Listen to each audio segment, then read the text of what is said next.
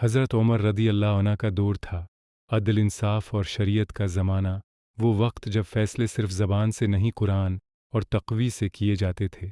एक दिन मदीना के करीब एक बस्ती में दो औरतें एक ही जगह एक ही वक्त में बच्चों को जन्म देती हैं।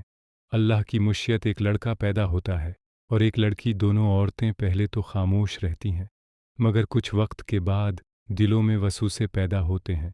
एक औरत कहती है, ये लड़का मेरा है, और लड़की तुम्हारी दूसरी फ़ौरन बोल उठती है, नहीं, लड़का मेरा है।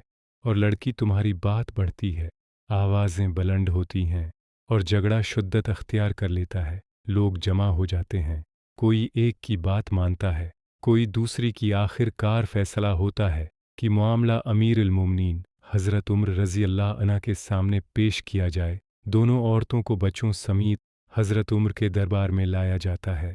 हज़रत उमर रज़ी अल्लाह अन्हा सारा वाक़या गौर से सुनते हैं, दोनों औरतों के दावे देखते हैं, लोगों की बातें सुनते हैं, कुछ देर खामोश रहते हैं, फिर फरमाते हैं, ये ऐसा मामला है जिसमें सिर्फ इल्म नहीं बल्कि हिकमत चाहिए। हज़रत उमर रज़ी अल्लाह अन्हा फ़ौरन हुक्म देते हैं, अली को बुलाया जाए, क्योंकि उमर जानते थे कि जहाँ अक्ल रख जाए वहाँ अली की बसीरत बोलती है। हज़रत अली रज़ी अल्लाह अन्हा जब दरबार में तशरीफ़ लाते हैं तो हज़रत उमर रज़ी अल्लाह अन्हा खुद खड़े हो जाते हैं। लोगों को खामोश किया जाता है और पूरा वाक़या मौला अली के सामने रखा जाता है। मौला अली रज़ी अल्लाह अन्हा खामोशी से दोनों औरतों को देखते हैं, उनके चेहरों के तासरात, उनकी आवाज़ों का लहजा और बच्चों की हालत।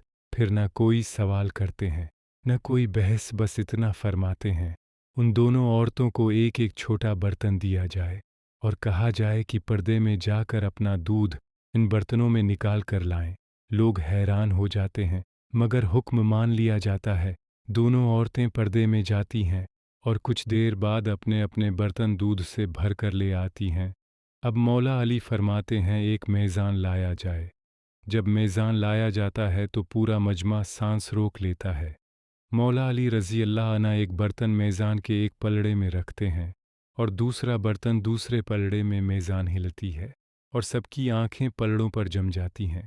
कुछ लम्हों बाद सब देख लेते हैं कि एक दूध का वज़न ज़्यादा है और दूसरे का कम। मौला अली रज़ी अल्लाह अन्हा पूरे यकीन के साथ फरमाते हैं, जिस औरत के दूध का वज़न ज़्यादा है लड़का उसी का है, और जिस औरत के दूध का वज़न कम है लड़की उसी की है। फ़ैसला सुनकर दोनों औरतें खामोश हो जाती हैं, बच्चे उनके हवाले कर दिए जाते हैं, मगर मजमा में एक शोर उठता है।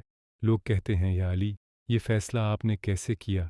क्या ये अंदाज़ा है या कोई इल्म? मौला अली रज़ी अल्लाह अन्हा मुस्कुरा कर फरमाते हैं, ये फ़ैसला मैंने कुरान से किया है।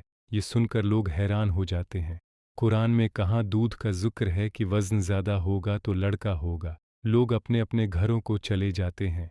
रात भर कुरान खोला जाता है, आयात पढ़ी जाती हैं, सफ़े पलटे जाते हैं, मगर कहीं दूध और वज़न का कोई वाज़ेह ज़िक्र नहीं मिलता। सुबह होते ही सब लोग मस्जिद नबवी में जमा हो जाते हैं। जब मौला अली रज़ी अल्लाह अन्हा तशरीफ़ लाते हैं तो सब अर्ज़ करते हैं, या अली, हमने सारी रात कुरान तलाश किया मगर हमें ऐसा कोई लफ्ज़ नहीं मिला जिसमें दूध और वज़न का ज़िक्र हो। मौला अली रज़ी अल्लाह अन्हा फरमाते हैं, क्या तुमने कुरान में वो आयत नहीं पढ़ी कि मर्दों का हिस्सा औरतों से 2 गुना होता है? सब कहते हैं, हाँ, ये आयत तो कुरान में मौजूद है।